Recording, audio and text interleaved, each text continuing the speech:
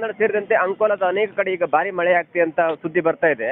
ಹೌದು ಗಂಗಾವಳಿ ನದಿ ತೀರದ ತಟದಲ್ಲಿರುವ ಅಕ್ಕಪಕ್ಕ ಮನೆಗಳೆಲ್ಲ ಸ್ಥಳಾಂತರದ ಸುದ್ದಿ ಕೂಡ ಬರ್ತಾ ಇದೆ. ಹೆಚ್ಚಿನ ಮಾಹಿತಿ ಏನಿದೆ ಅಂತ ಈಗ? ಅದೇ ಸರ್, ಮೊನ್ನೆ ಗುಡ್ಡೆ ಕುಸಿತ ಆದ್ರಿಂದ ಓಕೆ ಅಲ್ಲಿ ಒಂದು ನದಿಯಲ್ಲಿ ಇದು ಟ್ಯಾಂಕರ್ ಗಾಡಿ ಅಂದ್ರೆ ಗುಡ್ಡ ಕುಸಿತ ಹೊಡೆದಕ್ಕೆ ಇದು ಟ್ಯಾಂಕರ್ ಗಾಡಿ ಈಗ ಅದು ನದಿಯಲ್ಲಿ ಬಿತ್ತು.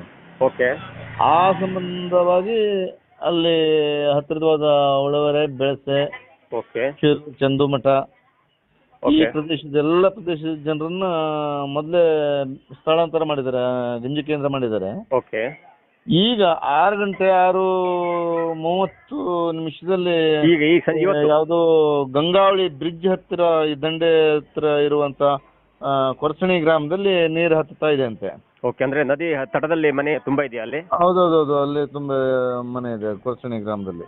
ಓಕೆ ಓಕೆ ಅಲ್ಲಿ ಈಗಾಗಲೇ ಎಲ್ಲ ಅಧಿಕಾರಿಗಳು ಬಂದು ಸಾಮಾನುಗಳನ್ನ ಈಗ ಯಾರು ಅಧಿಕಾರಿಗಳು ಬರ್ಲಿಕ್ಕೆ ಆಗ್ಲಿಕ್ಕಿಲ್ಲ, ಯಾಕಂದ್ರೆ ಕತ್ಲೆ ಜಸ್ಟ್ ಆಗಿದ್ದು ಈಗ ಒಂದು 6:30 ಅದರಿಂದ ಮೇಲಿಂದ ಈ ನಮ್ಮ ಯಲ್ಲಾಪುರ ಈ ಕಡೆ ಎಲ್ಲ ಹಳ್ಳಗಳ ನೀರು ಈ ಗಂಗಾ ನದಿನೇ ಸೇರ್ಬೇಕು.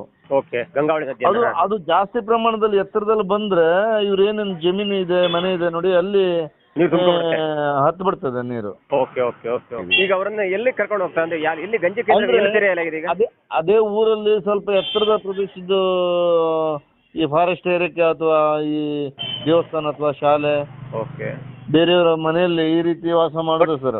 ಓಕೆ, ಬಟ್ ನಾವು ದೃಶ್ಯದಲ್ಲಿ ನೋಡ್ತಿದೀವಿ ದನಕರುಗಳನ್ನ ಕೂಡ ಕರ್ಕೊಂಡು ಹೋಗ್ತಾ ಇದ್ದಾರೆ, ಹೇಳ್ಕೊಂಡು ಹೌದು, ಹೋಗ್ತಾ ಇದ್ದಾರೆ.